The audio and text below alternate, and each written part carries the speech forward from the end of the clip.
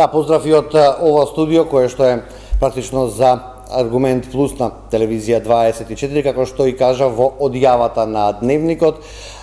Темата за денеска е јазот помеѓу висината на платите кои што ги добиваат мажите и на истото работно место кои што ги добиваат и жените. Од Алијансата за родова еднаквост денеска ќе разговарам со Марија Ристовска. Марија, ти благодарам што ја прифати мојата покана и што денеска ќе зборуваме за оваа економска тема.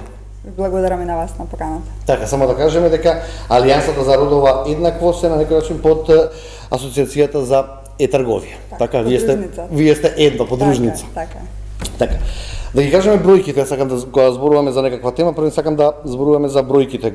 Годишна бруто заработувачка на мажите во Македонија е 615.000 денари, додека на жените 532.000 денари и натаму во Македонија има равноправно ценење на трудот помеѓу мажите и жените. Што е причината или да почнеме со еден коментар од ваша страна.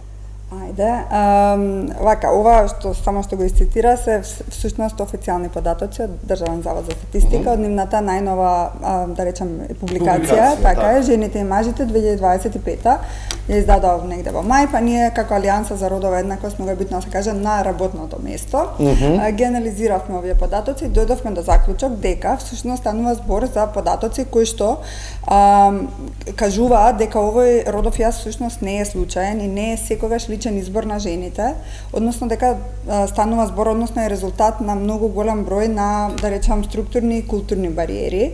Ке набројам неколку. Приморани се, значи. Дел од нив, да. Ева за да доловам што тоа значи. Например, дел од жените се подлежат на многу голем обем, да речам, на неплатен семеен труд, домашен труд. Тој во ниедна статистика не е вклучен, во ниедна формална, нели економска статистика не е вклучен. Исто така има голем недостаток на достапни места за грижа, дали на деца, дали на возрастни родители, нели постари луѓе или пак на луѓе со некаков disability, инвалидитет или било како, каде што луѓето се, односно најчесто жените, нели се приморани да останат дома и да не работат.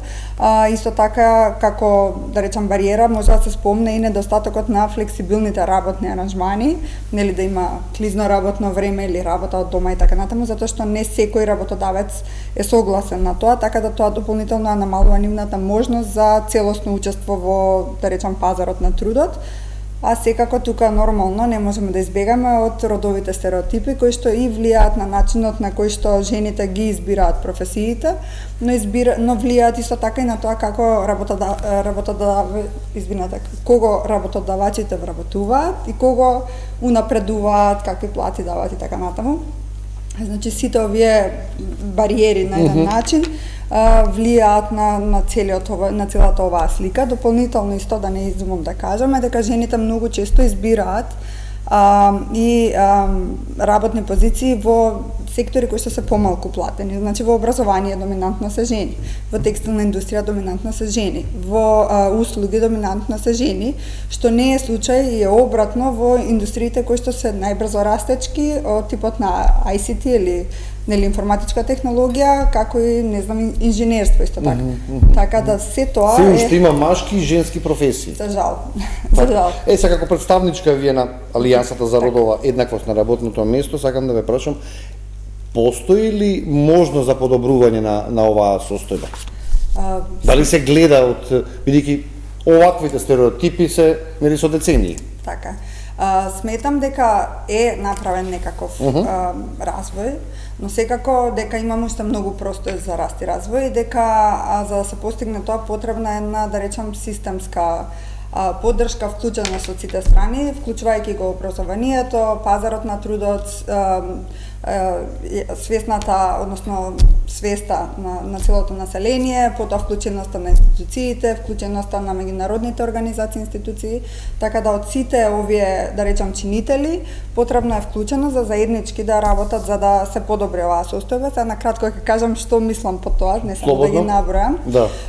Во образованието сметам дека треба да постојат повеќе, да речам, програми кои што ќе ги мотивираат женските да се вклучат, да речам, во STEM STEM областите, каде што потоа исто така каде што ќе има повеќе менторски програми за млади девојчиња за да се вклучат во овие побрзо растечки индустрии. Потоа во однос на јавната свест ние како Алијанса за родова еднаквост и други организации невладини со кои што се работуваме, веќе правиме бројни кампањи, меѓутоа се уште има простор и сметам дека и особено институциите треба да се вклучат со дополнителни кампањи на национално ниво кои што ќе овозможат нели јавната свест за родова еднаквост на работно место да се крене малку. Исто така дека треба да се направат дополнителни места за грижа на деца, на возрастни нели луѓе, особено пропорционално со растот на градовите, конкретно во Скопје. Сметам дека има простор нели дополнително да се изградат такви центри кои што ќе овозможат на дел од жените да им се олесни делот товар, да речам. Она што исто сакам особено да напоменам е делот со приватниот сектор, пазарот на трудот. Ние како Алијанса за трговија за родова еднаквост работиме особено со приватниот сектор. Технички сме ние да речеме еден тип на платформа кој што им овозможува на компаниите кои што веќе се залагаат и работат на оваа поле да земат една активна улога и да ги промовираме нив како добар пример, добра практика со цели другите компании нели да го видат и следат тоа. Сега, бидејќи проблемот е на пазарот на трудот, како можат компаниите да видат до кај се и што се? Значи, за да знаеме кај сме и што сме, треба да направиме еден тип на анализа на моменталните податоци или на моменталната состојба. Добро. Тоа би значило да се види каква е родовата структура на различни хиерархиски нивоа во самата компанија, какви се платите, какви се условите за напредување и кои се тековите или трендовите и на вработување, но и на нели отпуштање или на напуштање на работното место според пол. И согласно тоа ќе се добие некаква слика, нели, ќе може појасно да се види како база, да видиме кај сме, која е моменталната ситуација. Посебно тоа, кратко, дали приватниот сектор гледа на ова како проблем? Дали гледа како можност за подобрување? Или му одговара?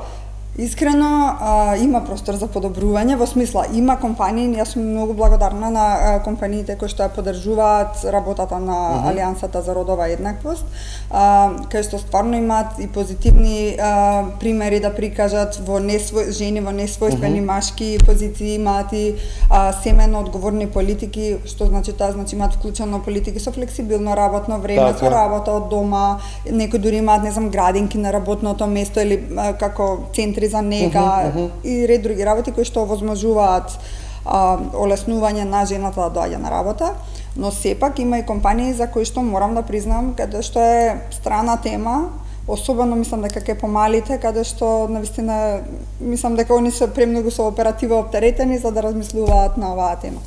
Сакам да кажам дека има простор и тие компании да се вклучат, земаат учество на тие програми и работилници каде што треба да се подобрат, како жените, така и компаниите. Така е, земаат учество и особено оние компании кои што се извозно ориентирани. Европска унија е многу насочена кон почитување на ESG стандарди, меѓу кои што спаѓа и родовата еднаквост на работно место и на сите поголеми, особено извозно ориентирани компании во нашата земја, им се бара тоа или пак на оние што се интернационални компании ги има кај нас, како предуслов има дека треба да ги вклучат и овие работи за недискриминација на работно место. Те прекинав, ако сакаш да продолжиш. Да, сакам само да се докажам за компаниите како можат тие да технички да видат до кај се со родовата еднаквост на работното место и што можат да постигнат. Првин рековме, значи мора да има некоја база на податоци, односно слика, да се направиме моменталната ситуација. Откако тоа ќе го направиме, наредно што треба да направиме да видиме всушност каде ни се бариерите, односно дали имаме некаква пристрасност при регрутација на работното место, дали има недостаток на жени на лидерските позиции, дали имаме недостаток на обуки за жени да бидат лидери, дали имаме некакви нееднакви услови за унапредување на работното место и така натаму. Откако тоа ќе се направи, треба да се изгради една култура на еднаквост, односно култура која што ја промовира еднаквоста преку такви политики кои што овозможуваат флексибилно работно време, работа од дома, менторски програми за жени, но и многу битно, што мислам дека често се изоставува, тоа се обуки за препознавање и за елиминирање на оние несвесни стереотипи што ги имаме при вработување и така натаму. И последно, но не помалку битно, е поставување на конкретни цели и индикатори каде што ќе може да се следи прогресот.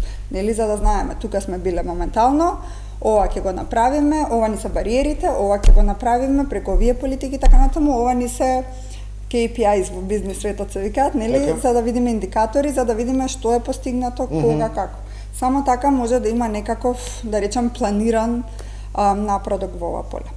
Ставот на Алијансата за родова еднаквост е дека овие разлики не се само прашање на правичност, туку и на економска рационалност. Така? Така. Што точно сакате да кажете тука? Сакаме да кажеме дека кога се кажува родова еднаквост, луѓето многу често добиваат дојам, слика, дека станува збор само дека треба да сме фер према... Дека има некаква дискриминација. Така, дека има дискриминација.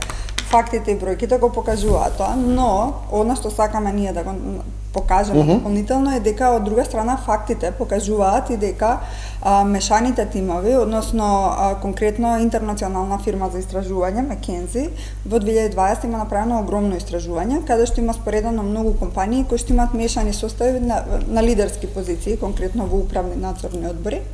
И таму резултатите биле многу евидентни, дека компаниите кои што имаат мешан состав, значи машко и женско, кои што воедно ја представуваат перспективата на пазарот, бидејќи кога продавате производи или услуги надвор, продавате најчесто на машко или на женско.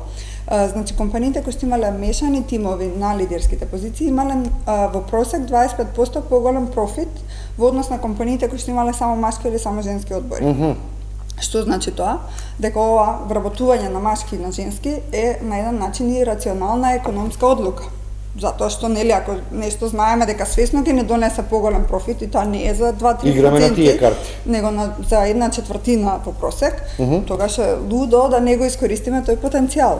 Дополнително, во поширока, ова е се на база на компанија, но дополнително надвор од тоа, на ниво на цела економија, ако вработиме, нели, повеќе жени, тоа може, односно повеќе, тоа може да го зголеми бруто домашниот производ по глава на жител, може да додаде дополнителни илјадници работни места, може да го зголеми, да речам, на англиски се вика pool of talents, или да речам базен на таленти во буквален превод, значи да имаме поголема база на таленти, можеме да ќе се зголеми продуктивноста, ќе се зголеми економската стабилност на самата држава, бидејќи повеќе луѓе ќе допринесуваат така во самиот бруто домашен производ.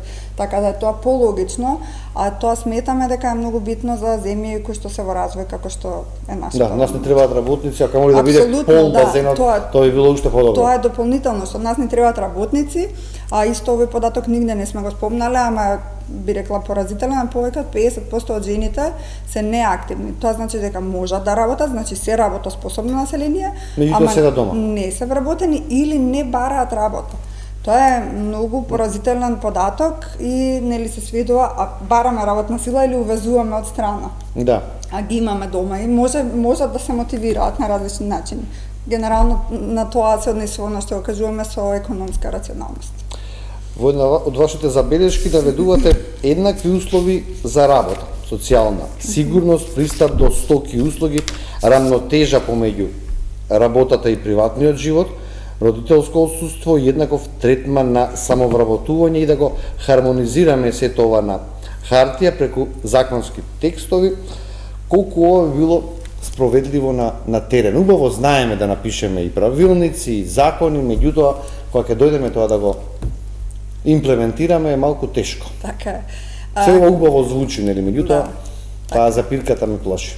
Сите ме плаши, но тоа од другата страна, ако гледаме, нели, паричката има две страни, тоа значи дека има простор за раст и развој. Да се сврти паричката. Да се сврти паричката, така да по нас сметаме дека се апсолутно остварливи овие работи, но дека нивното спроведување нема да се случи преку ноќ и дека, како што реков и претходно, дека е потребна системска, да речам, вклученост, системски пристап од повеќе засегнати страни, дека законот сам по себе е важен, тоа е неспорно, но дека тоа е доволен не е доволен дефинитивно, дека сметаме дека се покрај законот, се потребни механизми за имплементација на законот, се потребни пример акцијски планови каде што ќе се поделат улогите да не биде само од една институција, туку секоја различни релевантни институции, па дури и невладин сектор ќе се вклучат, дури образовни институции така натаму ќе се вклучат во својот обем и заеднички, холистички, нели, ќе допринесат за ова да ова полека почне да се развива. Исто така и ќе се влијае на посветеност и од страна на работодавачите, затоа што и они се значајна карикалка во самата приказна.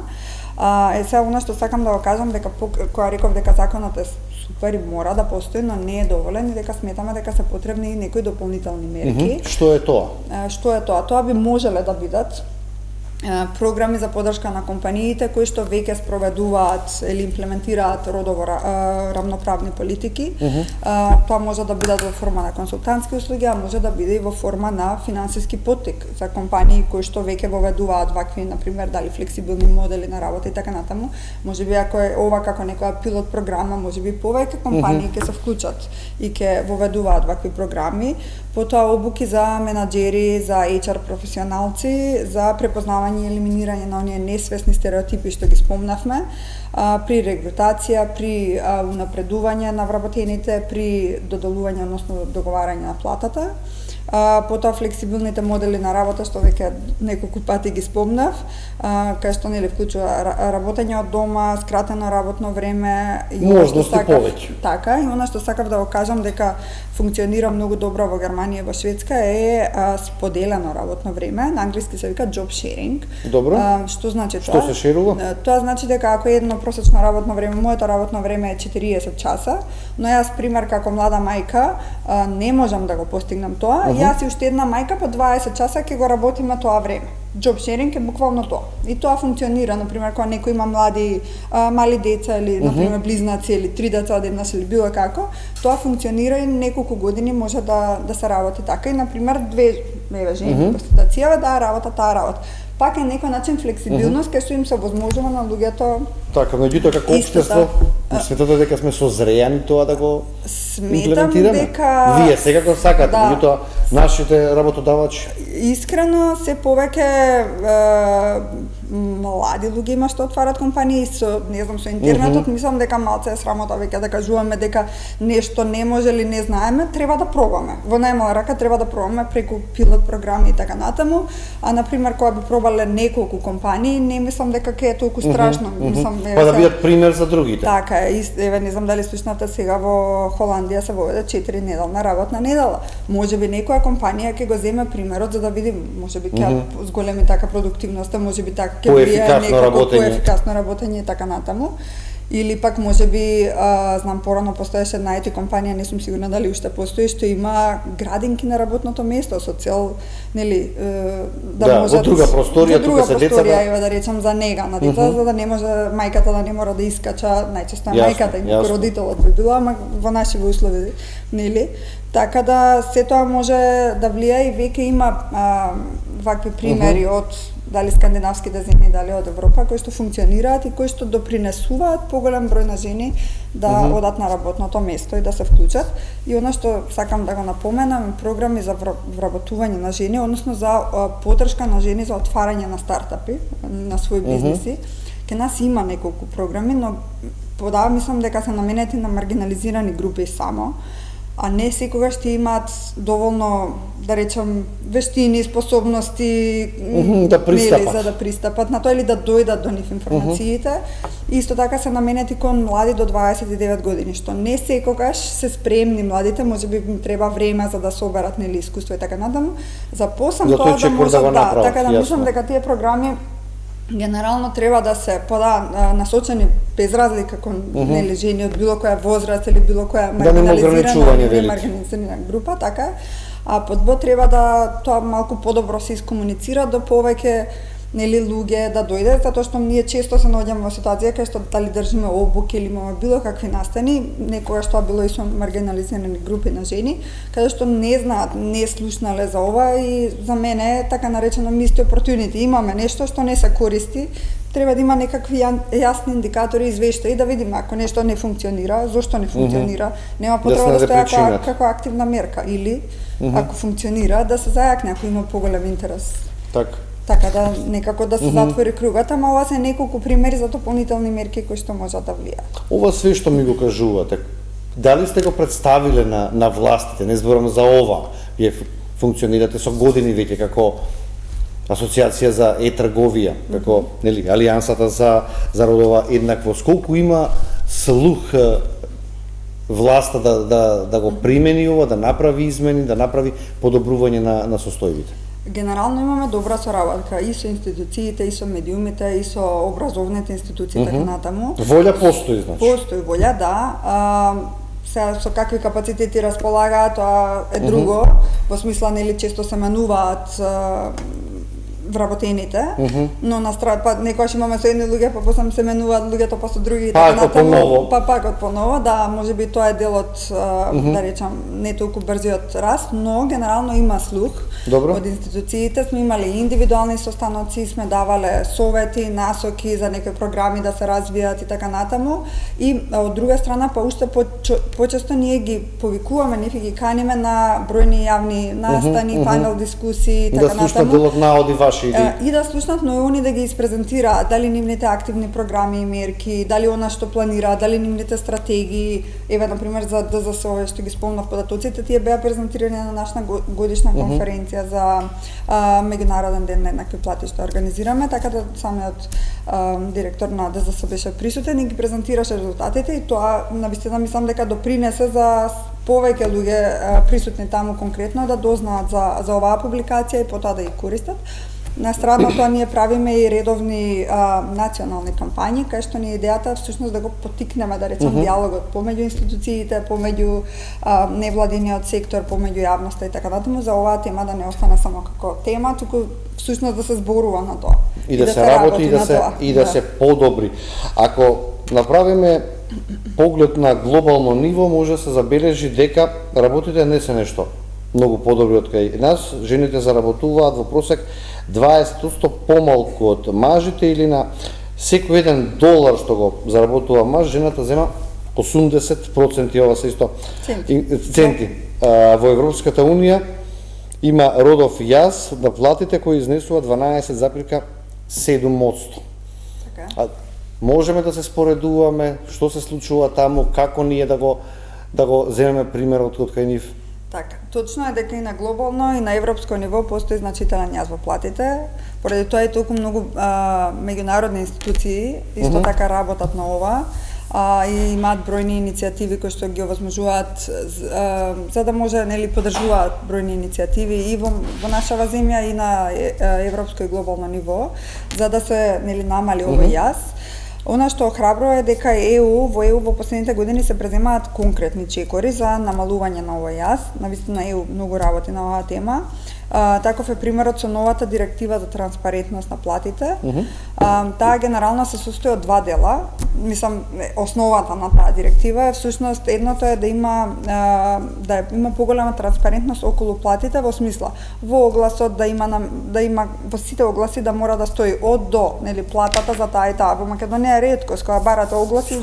Скоро никогаш нема и не знаете за што аплицирате. Можеби сте мислеле едно, ама сосема нешто друго. Мислам дека треба да е сосема транспарентно, сосема, нели, за да некој да знае да ова е во мојот праг на тоа што би аплицирал или не е, секако тоа нели зависи од повеќе фактори. Но да, едниот дел е тоа во однос на транспарентноста на платите, во однос на тоа дека има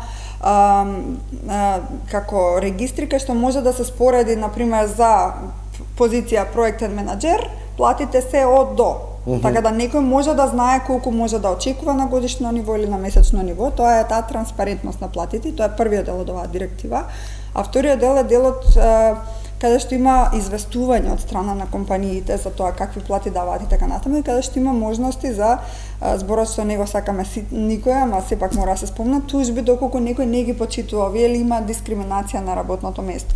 Така да има на еден начин и обврзаност од страна на компаниите дека нема да имаат отчет, дека нема да имаат дискриминирачки политики на било која основа. Добро. Да, така да само што извинете, само што сакам да додам дека всушност таму веќе прават конкретни чекори, постои јас, прават конкретни чекори, се нели после некое време треба да резултатите. Ке нас малку е подруг предизвикот затоа што често недостасуваат точни бројки, точни резултати, а све е скришно, се крие.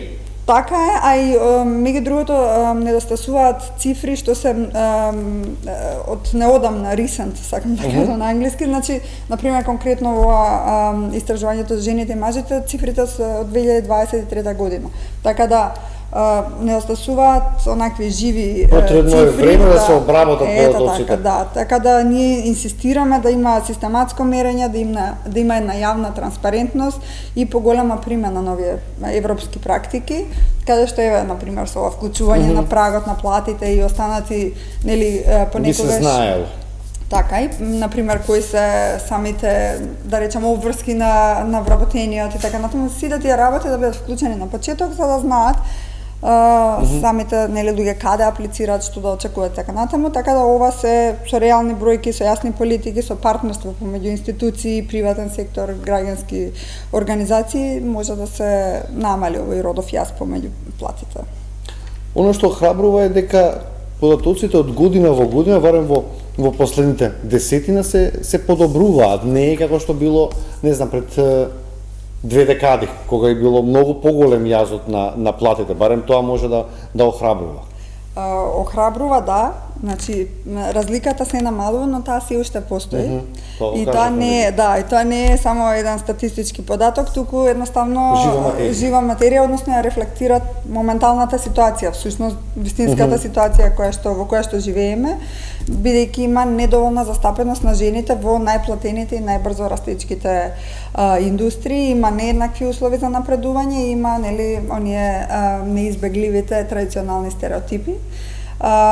Ке нас во Македонија има во Законот за работни односи во 2015 во делот забрана за дискриминација, тоа е член 6, баш препроверив уште еднаш за членот, баш има ваков дел кај што се однесува дека сите треба да имаат еднакви плати и така натаму, да.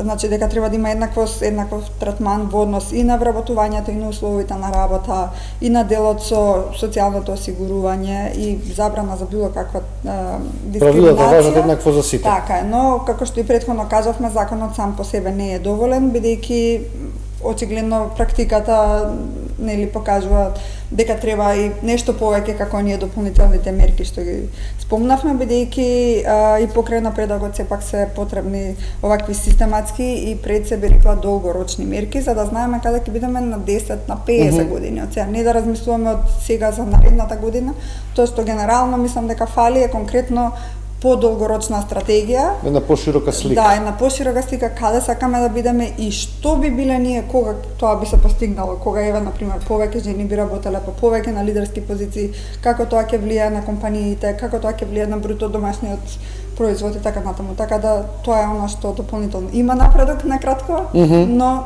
има дека биде тоа заклучокот. Да. И со оваа емисија на некој начин да ја подигнеме свеста како кај работодавачите, пред се така и кај женската популација. Марија Ристовска, јас ти благодарам што денеска беше дел од Аргумент Плюс. Се надевам дека во следното гостување веќе ќе имаме попозитивни бројки. Благодарам уште еднаш на поканата. Сакам само да ги поканам сите што се заинтересирани да дознаат повеќе за Асоциацијата за родова еднаквост, да не заследат на социјалните медиуми или да побараат на Google, ке не дознаете, слободно контактирајте не сите што сакаат да се вклучат и благодарам уште еднаш за поканата. Така.